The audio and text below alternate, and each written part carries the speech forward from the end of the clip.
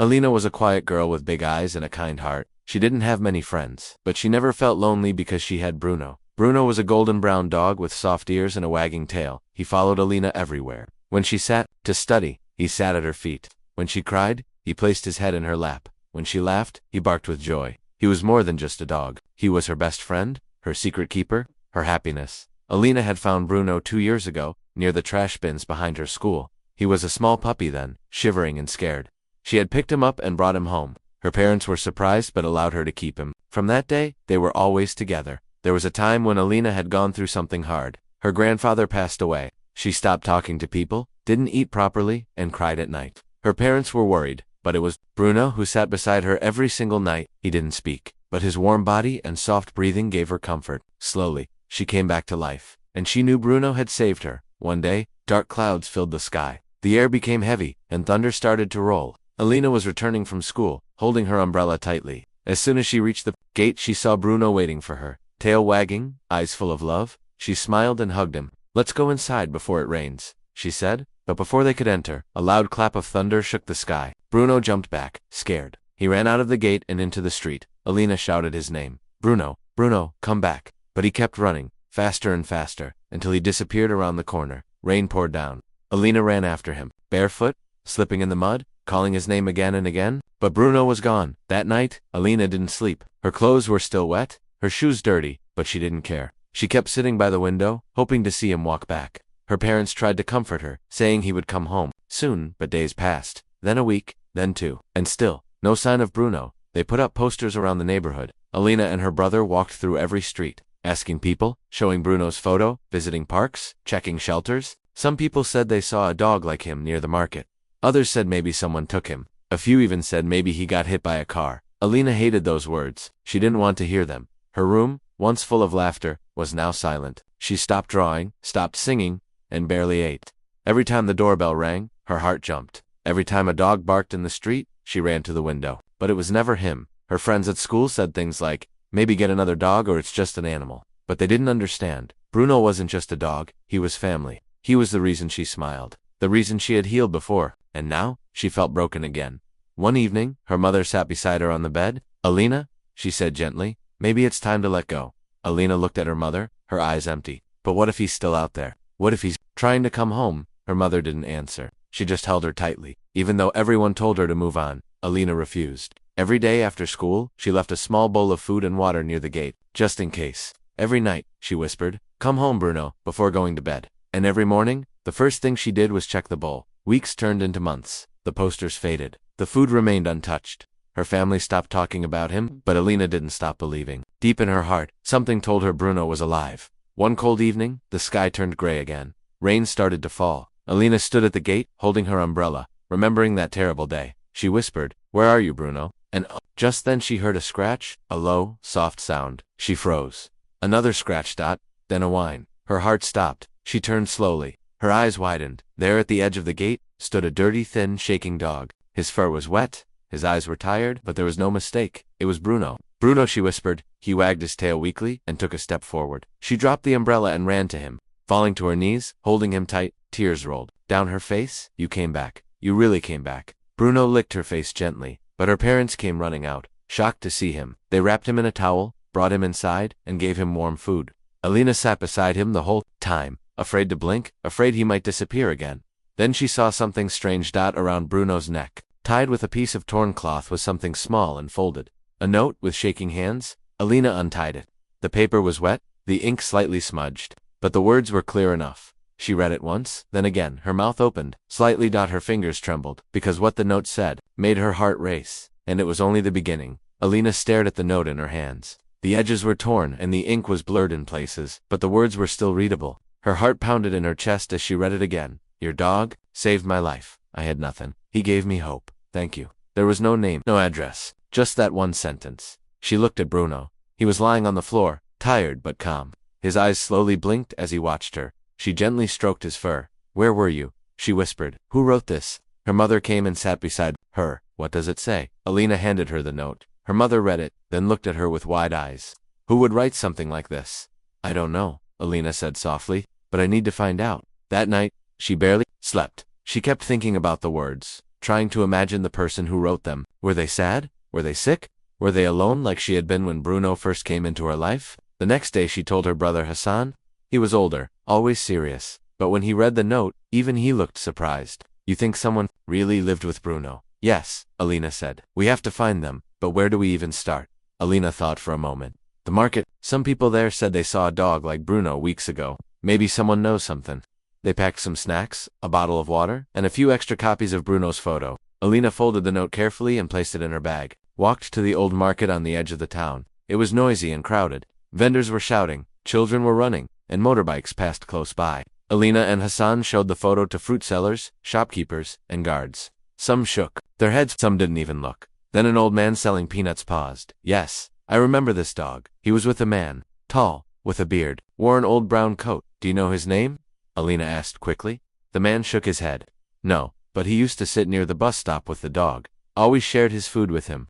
They looked close, like family. Do you know where he went? He disappeared a few days ago, the old man said. Some say he got sick, others say he left town. But the dog stayed beside him. Alina's heart beat faster. Thank you, she said. She and Hassan walked to the bus stop. It was quiet now. Just a few people sitting and waiting. She searched around behind the bench. She saw something that made her stop. A torn piece of cloth tied to the fence. It looked exactly like the one that had held the note on Bruno's neck. She untied it and held it in her hand. This is it, she whispered. He was here. Then maybe someone saw him, Hassan said. They asked the man selling tea nearby.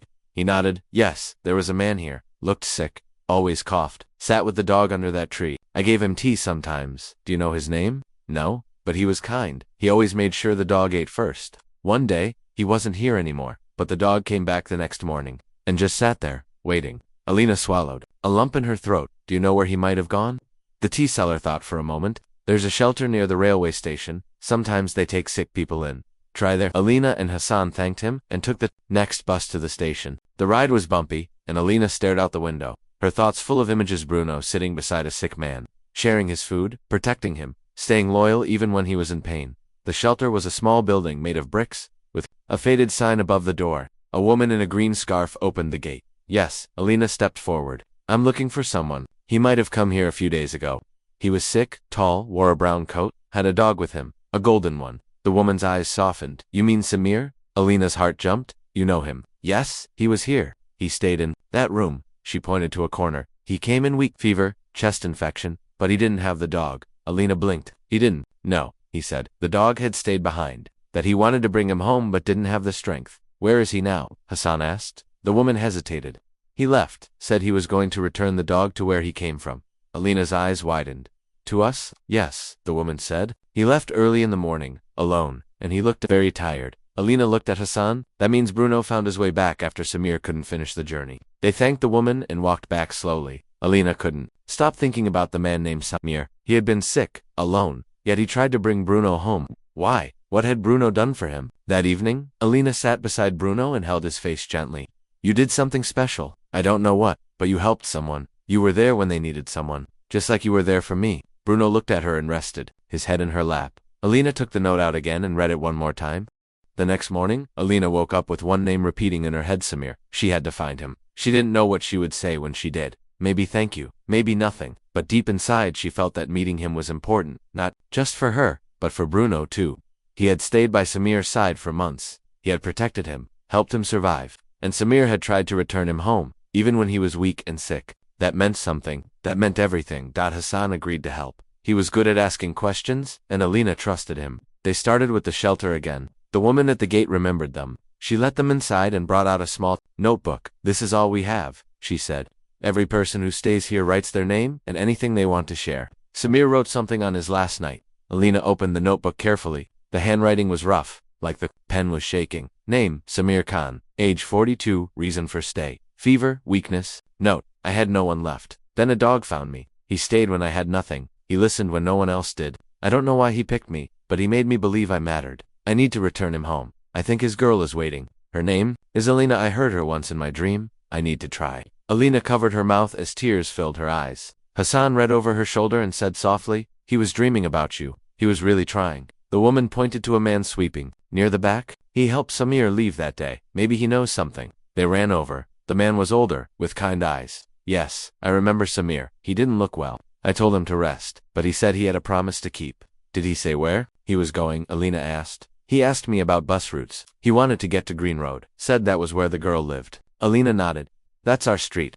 Then maybe he reached your area, the man said. Or tried to. They thanked him and rushed back home. On the way, Alina kept glancing at Bruno, who was sleeping on the back seat of the car. She wondered how he had found his way back. Had Samir collapsed somewhere and Bruno ran the rest of the way? Was he alone when he returned? The thought made her heart ache. They printed posters with Samir's name and photo, which they got from the shelter. They wrote in big, clear letters, "Have you seen this man? He helped bring our dog home. We want to thank him." They posted them near the market, the bus stop, the parks, and even at the community clinic. Days passed. Alina checked her phone every hour. Still no news. Then, one afternoon, her father came home with a surprise. "A man at the clinic saw your poster," he said. "He remembers Samir. He came there last week." Alina sat up straight. "What did he say?" "He had a bad cough. They gave him medicine and asked him to rest. But he left after a few hours. Said he needed to finish something." "Did they ask where he was going?" "No, but he walked toward the river area. That part of town was quiet, full of broken buildings and old benches. Some poor families lived there. Others came only to rest." Alina and Hassan decided to check it out. They walked for hours, showing the photo, asking strangers. Most people didn't answer. A few nodded but didn't know him. Then a little boy tugged Alina's sleeve. "I've seen him. He sleeps near the yellow building."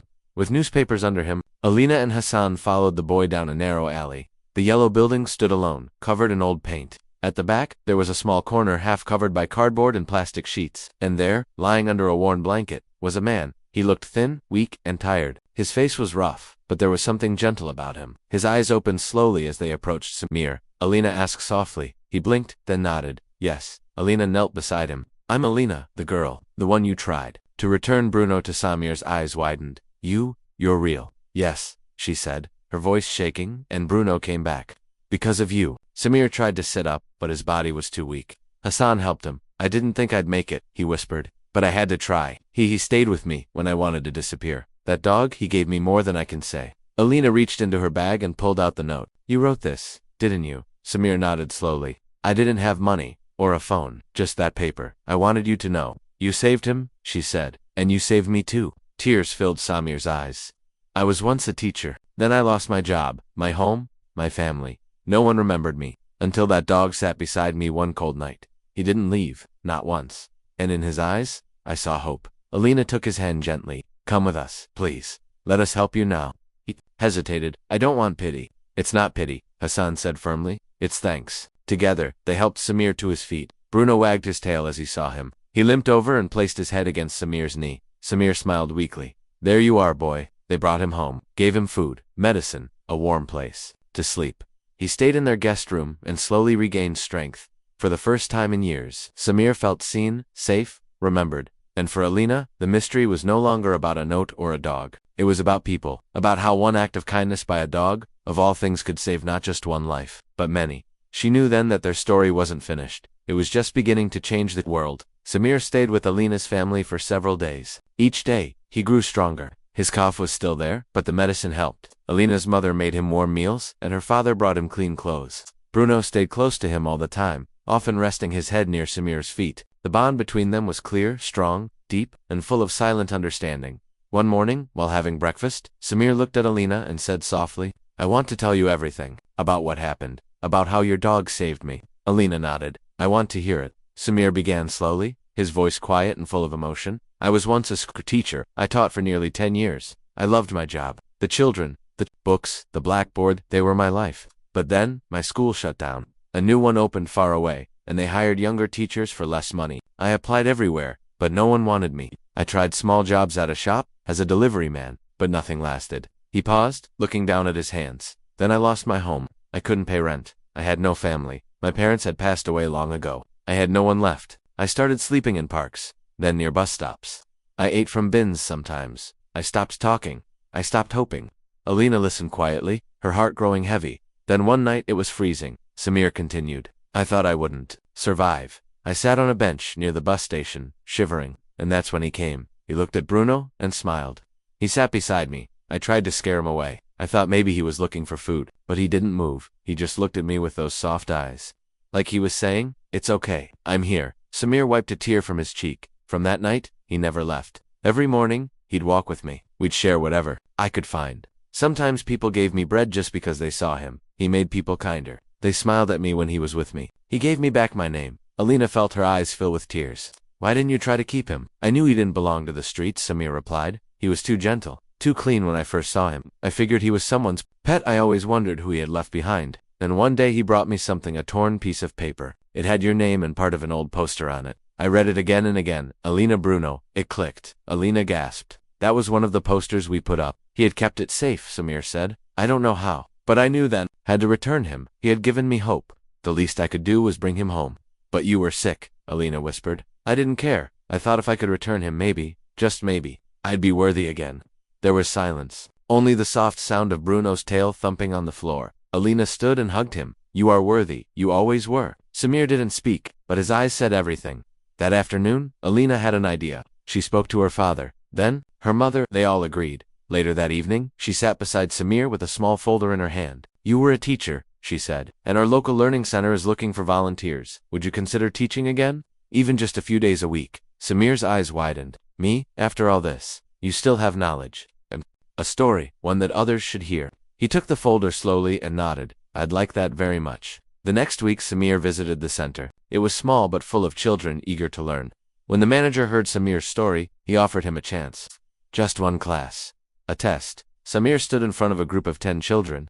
He was nervous, but the moment he wrote on the board, something changed. His voice grew stronger, his hands steadier. By the end of the hour, the children were smiling, laughing, asking questions, and Samir was smiling too. When he returned home, his face was glowing. Alina clapped for him. You did it. I remembered who I was, he said quietly, and it felt good. Word spread quickly. The center offered Samir a part-time job. He accepted, with gratitude and humility. Slowly, he began earning again. He saved money, bought some clothes, and even got a small rented room nearby. But even then, he visited Alina's home almost daily. He and Bruno had a bond that nothing could break. One evening, Alina and Samir took Bruno for a walk. The sun was setting, and the sky was painted in gold and pink. The days turned peaceful in Alina's house. Bruno now had 2 homes, one with Alina, and one in Samir's small rented room nearby. He walked freely between them, like a quiet bridge connecting to one's broken lives. Samir visited often, bringing warm bread or small toys for Alina, and every time he arrived, Bruno would rush to him, tail wagging, eyes shining. Their bond had become something rare, something sacred. At the learning center, Samir was no longer just a teacher. He had become a mentor. The children loved his stories, especially the one about the dog who saved a man's life. Parents came to thank him. They said their children were more hopeful now, more kind. Some even started adopting stray dogs after hearing what Bruno had done. One morning, Alina came home with a bright idea. What if we tell more people? What if others out there have lost hope like Samir did? What if they just need to hear this story? Her father agreed. People listen to stories more than lessons. Maybe it's time to let this story fly farther. Alina sat down that evening and created a short video. She used photos, one of Samir teaching, one of Bruno resting under a tree, one of the torn note that had started everything. She added her own voice, soft and clear, telling the journey from the beginning. She uploaded it with the title, A Dog's Journey, From Lost to Hero. Within 2 days, something incredible happened. The video went viral. People began sharing it with hashtags like #BrunoTheHero and #HopeReturns. Comments flooded in. I cried watching this.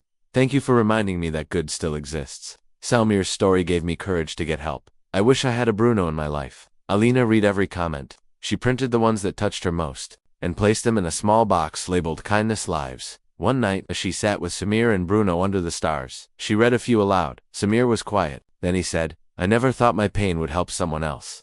Sometimes, Alina replied, our hardest moments become someone else's light. But not everyone liked the attention. Some reporters wanted interviews. A few even offered money for exclusive rights. Alina's father refused them all. This is a story of healing, not a product. Alina agreed. She decided to use the attention for something better. She asked the learning center director if they could start a new program, classes for children with no homes. Many lived on the streets, like Samir once had. She wanted them to have books, stories, and maybe hope. The director loved the idea. He even suggested naming it after Bruno.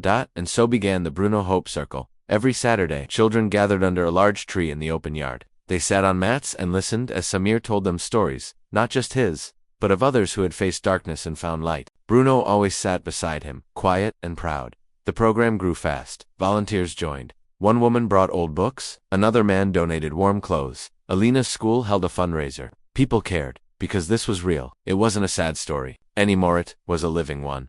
Then, one evening, something unexpected happened. A letter arrived at Samir's small apartment. It had no return address, just his name written in soft ink. He opened it with shaking hands. Alina, Bruno, and Hassan stood nearby. Inside was a simple card. The handwriting was neat, but unfamiliar. Dear Samir, we saw your story. You don't know us, but we were your students once, long ago. We remember your kindness, your jokes, your chalk-stained shirts. You thought no one remembered you, but we did. We always did. Thank you for teaching us. We're proud of you. Tears rolled down Samir's cheeks. They remembered me, he whispered. After all these years, Bruno rested his head gently on Samir's lap. Alina smiled. He didn't just come back. You were never forgotten. The next day, Samir returned to the learning center with new energy. He brought a small plant and placed it at the entrance. Hope, he said, should grow like this. Quiet, but strong. Seasons changed.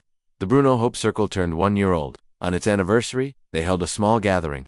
Children performed songs, read poems, and one child drew a picture of Bruno wearing a superhero cape. Samir stood at the front and spoke. I once thought I was lost forever. I believed no one would remember me. Then a dog sat beside me when I had nothing. He reminded me I was still alive, that I still mattered. And because of him, I found Alina, I found you. And now, we have found each other.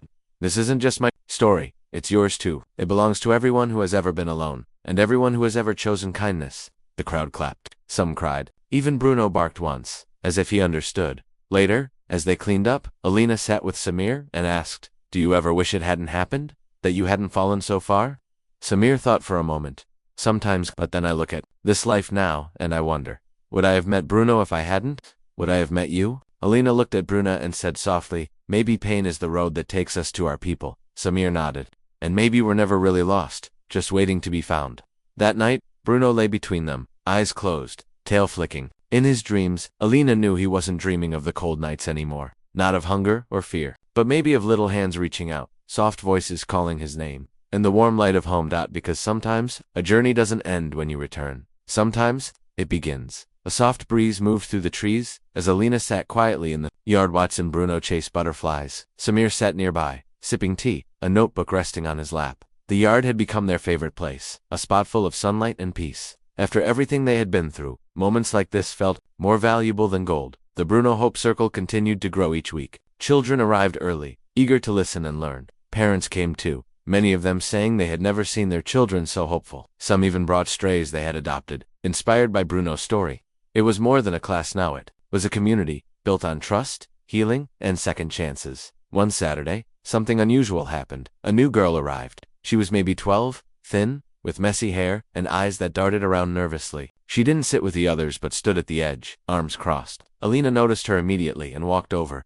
Hi, Alina said gently. I'm Alina. What's your name? The girl hesitated. Zoya, nice to meet you, Zoya. Would you like to join us? Zoya shrugged. I'm just watching. Alina smiled. That's okay. You can sit anywhere you like. Zoya didn't move, but she didn't leave either. Samir began the session, telling a story about a boy who had no voice but spoke with his art. The children listened, wide-eyed. Bruno lay beside Samir as always, his tail sweeping slowly across. Big round dot at the end of the session, Zoya approached Bruno slowly. She didn't say anything, just sat down near him and placed her hand on his head. Bruno looked up and let out a soft sigh, then leaned into her. From that day, Zoya came every Saturday. She still didn't talk much, but she sat closer, listened more, and never missed a day. Bruno had become her silent friend. Samir and Alina noticed the way she always waited until the crowd was gone before picking up books and folding mats. She stayed longer each time, helping quietly, asking nothing. One evening, Alina offered her a sandwich. Here you've been working so hard. Zoya hesitated, then took it. Thanks. Alina sat beside her. Do you go to school? Zoya shook her head. Not anymore. Why? She looked away. Long story. Alina didn't push. If you ever want to talk, I'm here. Zoya nodded slightly. That was enough. A few weeks later, the weather turned colder. Alina noticed Zoya shivering slightly. She pulled off her own scarf and wrapped it around her shoulders. Zoya looked surprised. You don't have to. Do I want to? Alina said, with a warm smile. Later that day, Samir approached Alina with a quiet concern. I've seen girls like her before. She's hiding something. Maybe we can help, but gently. So Alina spoke to the Learning Center director. They decided to offer Zoya a spot in regular classes. When they told her, she looked at them in silence, her eyes wide. Why? She asked. Because you deserve it, Alina said simply. Zoya whispered. No one's ever said that to me. That was the beginning of a new chapter. Zoya started attending classes during the week. She wasn't the best in math or reading, but she never gave up. She worked harder than anyone. Bruno often walked her to class and waited outside until she finished. One day, After a lesson, Zoya handed Samir a drawing. "It's for you," she said shyly. He opened it. It was a picture of Bruno sitting beside a little girl who had tears on her cheeks. The dog had a glowing heart drawn on his chest. "That girl is me," she said softly. "When I met him, I stopped feeling invisible." Samir didn't speak for a long time. He just hugged her gently. Zoya's story slowly came out over time. She had lost her mother to illness. Her father had left years ago. She lived with her aunt, who didn't care much for her. Most days Zoya wandered the streets to stay away from the shouting at home. When she saw the Bruno circle, something pulled her in. Alina told her she could come to their home anytime. One weekend Zoya spent the night. It was the first time she had slept in a warm bed in years. She held Bruno close as she drifted off. In school, her teachers noticed a change. She smiled more. She spoke during group work. She even made a friend or two. And she wasn't the only one changing. Samir began writing again. He started working on a book with the simple title, The Dog Who Returned. He wrote about the pain, the hunger, the street benches, the torn note. The winter was colder this year, but inside Alina's home, warmth bloomed in every corner. Samir had officially become part of their family. He still lived in his small rented room, but every evening he came over for dinner. Bruno would always be the first to greet him at the door, jumping with excitement, tail wagging like a flag of joy. Zoya too was changing. Slowly, her face began to glow with the kind of light that only hope brings. She started keeping a small notebook. She wrote stories in Ida, about dogs that flew, girls who found magic in forgotten alleys, and about a silent dog with a golden heart. One evening, Alina peeked into the notebook. "These are beautiful," she said. "You're a writer?" Zoya smiled shyly. "I want to be." Like Samir. Samir, sitting nearby, heard her. He placed a hand gently on her shoulder. "You already are. Writers are just people brave enough to share what others feel but can't say." Meanwhile, the Bruno Hope Circle reached more people. The program now ran in 6 towns. Teachers, volunteers, and young students all carried the story of Bruno of kindness and return. A special day was coming, the 1-year anniversary of Bruno's return. Alina planned something big, a celebration not just for Bruno, but for everyone whose life had changed because of him. Flyers were made. Speeches were written. Children practiced poems and songs. Zoya would read her first story aloud, and Samir would read a chapter from his book. The event was set to happen in the local park, the same park where Alina had once searched for Bruno, with posters in her hands and hope in her heart. On the day of the event, the sky was bright blue. Chairs were arranged under a large tree. A small wooden stage was built. Bruno, wearing a special red scarf, walked proudly among the children as if he knew the whole day was for him. People came from different towns: teachers, students, parents, even a few reporters. Everyone brought something: food, books, blankets. For the children, the energy was electric. Samir stood on the stage first. He looked around, eyes shining. "I once believed my story ended when I lost everything, but this dog, this brave soul, showed me that the heart can always find its way home." He paused. "I was saved not just by Bruno but by this family, by this little girl who believed in second chances, and by each of you who chose to care." Then came Zoya's turn. She stood nervously, notebook in hand. Her voice shook at first, but then grew stronger with each word. Her story was about a lonely cloud who didn't know where to rain, until a kind tree whispered, "Here, let your tears fall here. I will grow from them." When she finished, the crowd clapped loud and long. Zoya looked at Alina, her eyes full of happy tears. Alina hugged her tightly. "You were amazing." The celebration ended with a quiet moment. A candle was lit for every life that had been touched by Bruno's journey. As the sun dipped behind the trees, the group stood in silence, the candles glowing softly. Samir whispered, "He may not speak our words, but he teaches us the deepest truths." That night, back home, Alina sat beside Bruno on the porch. She stroked his fur gently. "You changed the world, Bruno, and you don't even know it." Bruno licked her hand, then rested his head on her knee. Later, while everyone slept, Alina couldn't. Something inside her felt restless. She got up, tiptoed to the porch, and saw Samir sitting on the steps, writing. "You're up too?" she asked. He looked up and smiled. "Some stories don't let you sleep. They keep knocking until you write them." She sat beside him. "What are you writing now?" He showed her a page. It was titled, Zoya's Forest. "It's about a girl who planted a forest with every tear she cried," he said. "And one day, that forest became her home." Alina looked at him quietly. "You've become so much more than a teacher, and you've become more than a student," he replied. "You're a light." She blushed. "Bruno taught us both." Samir nodded. "Yes," without saying a word. The following week, something unexpected arrived in the mail. A large envelope from the Ministry of Education. Inside was a letter. Samir read it aloud at dinner. "We've been watching the work of the Bruno Hope Circle. We believe in what you're doing. We would like to fund your program and expand it across the country." Gasps filled the room. "Are they serious?" Hassan asked. Samir smiled. "They're very serious." They were invited to the capital to meet education leaders. Alina, Samir, and Zoya went together. They spoke on stage before hundreds. Zoya, for the first time, stood tall without shaking. She ended her speech with these words: "Kindness doesn't need to be big. Sometimes it walks on four legs and finds you when you're most lost." Applause followed them everywhere they went. They were on the news, their story was printed in magazines. But even with the fame, nothing changed in their hearts.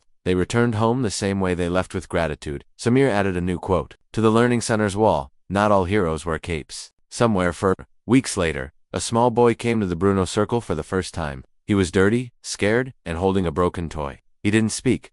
Zoya walked up to him, knelt down and said, "Come, sit with us. We tell stories here, and sometimes dogs listen better than people." The boy sat. Bruno rested his head in the boy's lap, and just like that, the circle grew again. Alina watched from a distance, her heart full. She had once been a girl with a missing dog, standing in the rain, scared and lost. Now, she was part of something much bigger, something built on tears, hope, and the unbreakable loyalty of one very good dog. And even though Bruno never spoke a word, he had told the most powerful story of all, one of return, of healing, and of love without conditions. Years passed, but the story never faded.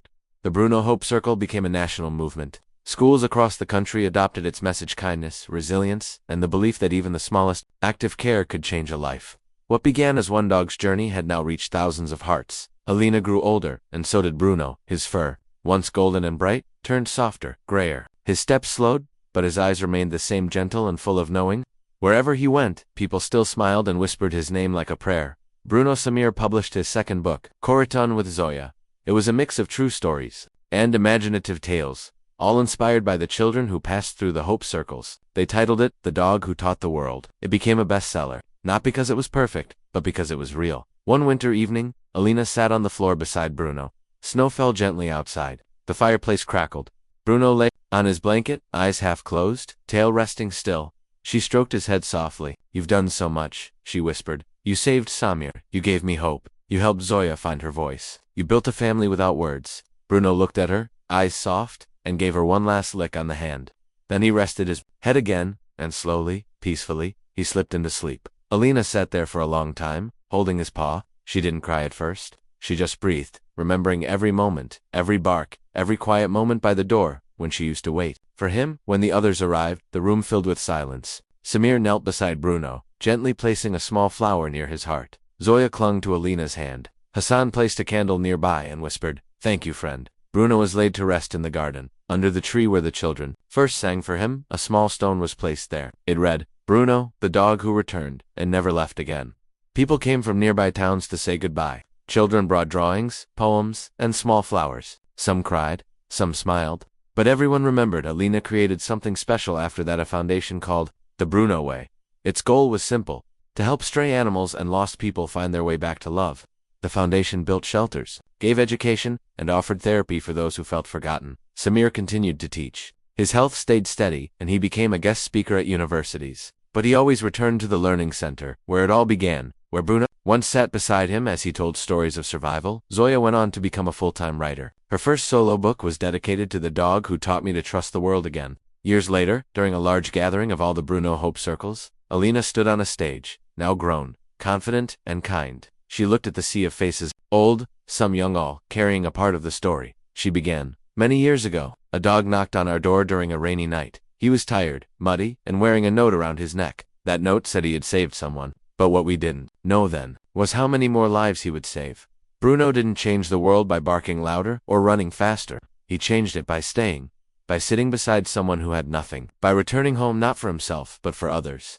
Bruno taught us that sometimes love doesn't come in loud words or big gifts. Sometimes it comes quietly, with soft paws, with patient eyes. He taught us that no one is ever too lost to be found, and no act of kindness is ever too small to matter. She paused, letting her words settle in their hearts. Today, we continue what he started. Every child helped, every heart healed, every voice found, is a piece of Bruno's journey. We are his story now.